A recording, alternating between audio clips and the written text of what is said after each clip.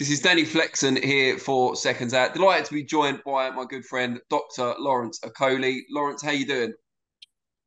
Yeah, I'm well, thanks. How about yourself? Yeah, I'm good, thank you. We haven't heard much from you, certainly on the video channels in the last few months. Where are you in the world at the moment, and what have you been getting up to? Just different things. Training, obviously, some business stuff, and just trying to just put stuff together. And are you out in Dubai? No, I'm not currently in Dubai, but I don't want to say where I am right now. But I'm not in Dubai. How very mysterious. That's fair enough.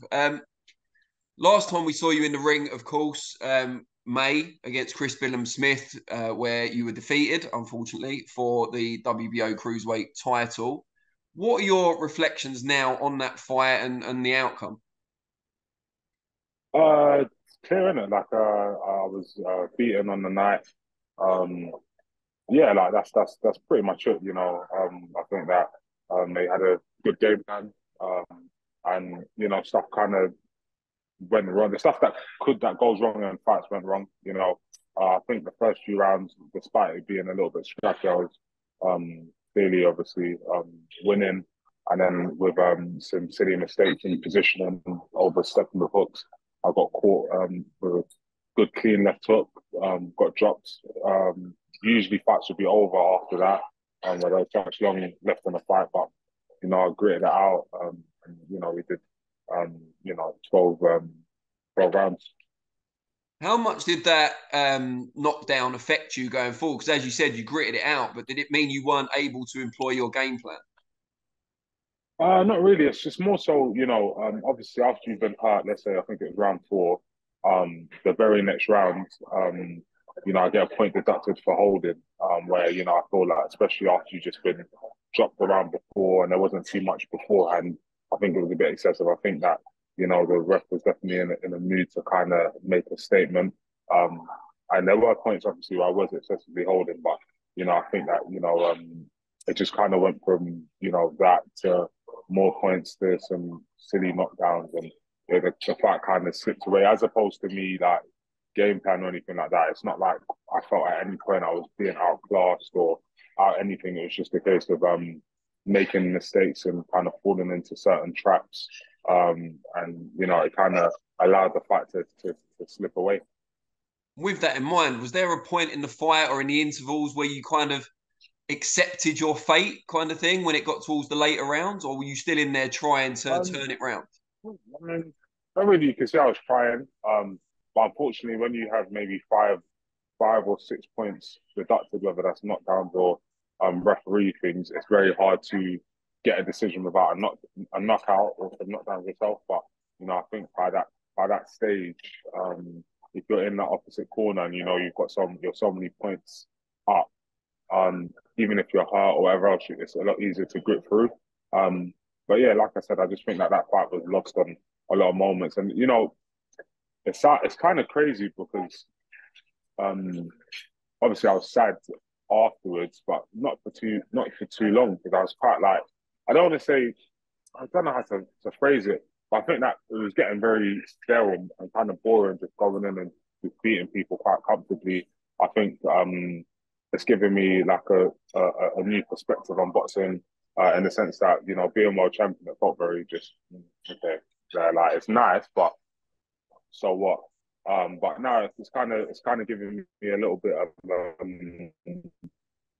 a kick in gear in terms of knowing what the value is and stuff like that. So it's kind of like obviously I look at the good and the bad in anything really. A lot was made in the build up about holding and spoiling and that kind of thing. And I know Sugar Hill was saying he was looking to eliminate a lot of that, make you more aggressive and all that kind of thing. I guess he's got that narrative from Fury as well of, turning a skillful fighter into a more aggressive fighter. How much do you think that played into your mind going into the fight and maybe the mind of the referee as well? I think that's going to be a thing because I have had a long history of holding, and I've had some fights where it was a serious thing. And even watching the fight back, I could see points where I was actually like it was uncalled for. Do you know what I'm saying? Like so, personally for myself, I can't really say too much about it other than that it has been what it has been, and I know anyway what my plans are going forward. So we'll see. How hard is it, or how challenging is it to change that if it's something that's become a habit over time? Well, it's easy when you've lost using it. You know what I'm saying? So I obviously, like suppose. I said, it is what it is. I think that I know what um all these wins have done for myself financially and profile and stuff like that, regardless of what anyone says. But when you take an L, it really does force you to like, oh shit, like, well, that doesn't work and it's not going to work ever again. So are you good enough to kind of come up with other stuff? And the honest answer is anyone that, I mean, even Chris being in there with me on fight night, will know how physically hard it was and how, despite, everything going his way on the night, what that fight would have felt like for him. So I think that there's no easy fight against me, and I just know I've got the skill and ability to kind of change the stuff that needs to be changed. The narrative going in was kind of unify the division and then potentially move up to heavyweight. Has this put those plans back a year or so? No, no, because I believe me and Chris will box this year, maybe early next year, and then it'll just kind of be back to where I left off, really. And with it being Chris in the opposite corner, someone you'd sparred with several times in the past and relatively comfortably, I'm led to believe, did that make it harder to accept the defeat? Not really. I think what it made it harder to do is actually like remember that I'm gonna fight and treat it in that kind of way. So I trained hard and I was in physical shape and everything like that. But when you just go in kind of just lardy da expecting to just win without really kind of switching on to what you have to do and make it happen. That does have an effect. Where obviously now I'll be boxing against the former British Commonwealth, European, and current world champion. So it's a very different kind of mindset. I don't even look at it like it's Chris or anything like that. It's kind of like I know how I have to operate and what I have to do to win a fight against the world champion. It's a good point you make because up until that fight, we hadn't really seen you struggle. Even as you've ascended through the levels up to world level, we've never seen you in that sort of fight. Yeah, yeah, definitely. It's kind of like it's weird because I was kind of asking for it, but I didn't ask for it to go in that way, but it did. Like I said, for me, it is what it is. I'm not really too caught up on the last fight. I'm just caught up on what I have to do, and I know how I'm gonna operate in the next time me and Chris are across the room from each other, and what has to be done. And I mentioned Sugar Hill earlier. Will he be in your corner in your training camp for the rematch? Yeah, yeah, I believe so. And have you guys had a discussion about what you both feel went wrong in the first one and what you need to change? You said you're well aware of it. Is he also? Yeah, I think anyone that watched that fight kind of knows what I have to work on. And it's quite basic stuff. But sometimes, if you don't practice it and drill it, and you're forced into hard situations, you're kind of gonna go away from it. So it just has to continue to be drilled. I've been drilling it pretty much since the fight. Especially because I know what kind of fight the next one's likely to be. Chris is going to be a lot more confident. So is the whole team. They're going to really believe that they can get it done, especially scoring knockdowns and stuff like that. And he never really got to feel what that was like on the other end. So I look forward to the next one.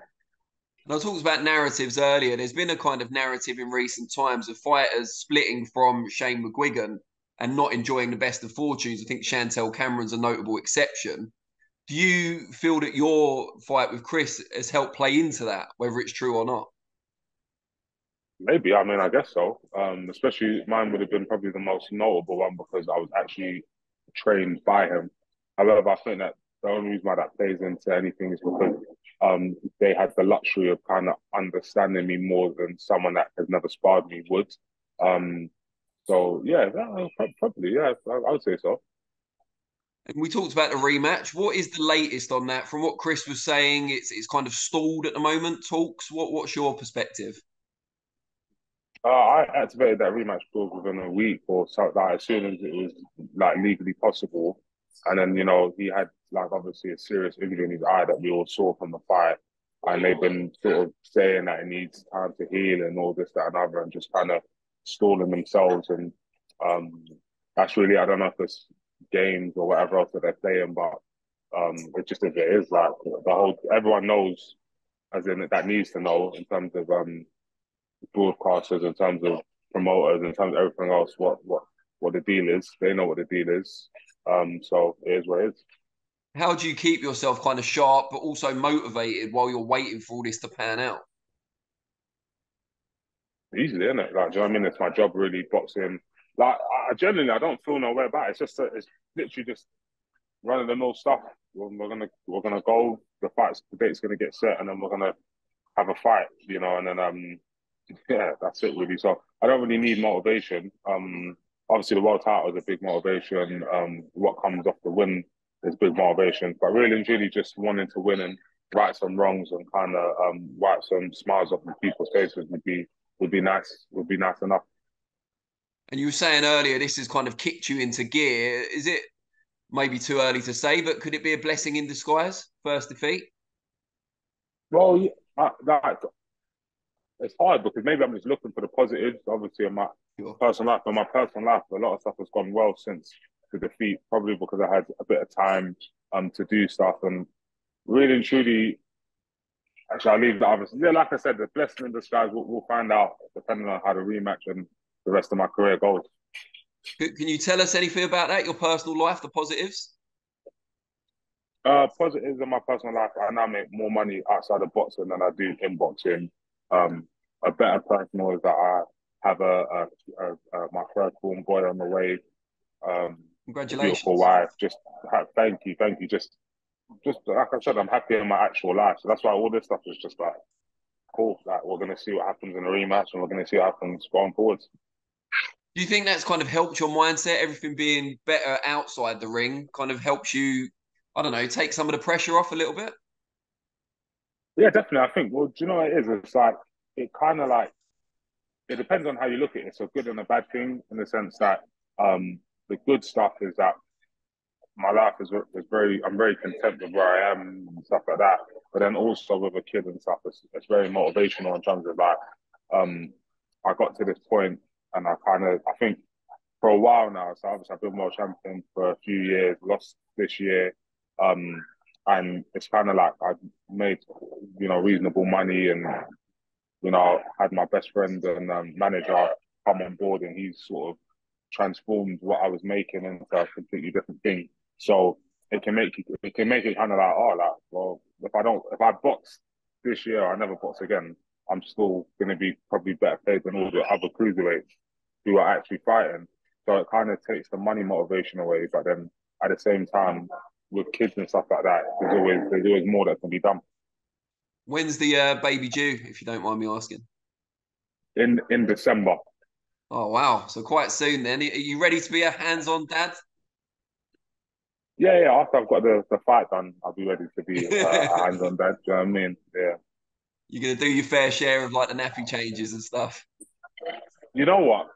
I've been having this argument with my missus quite a bit. Do you know what I mean? In terms of who's going to change nappies and this, that, and other. But I think we'll find a happy compromise.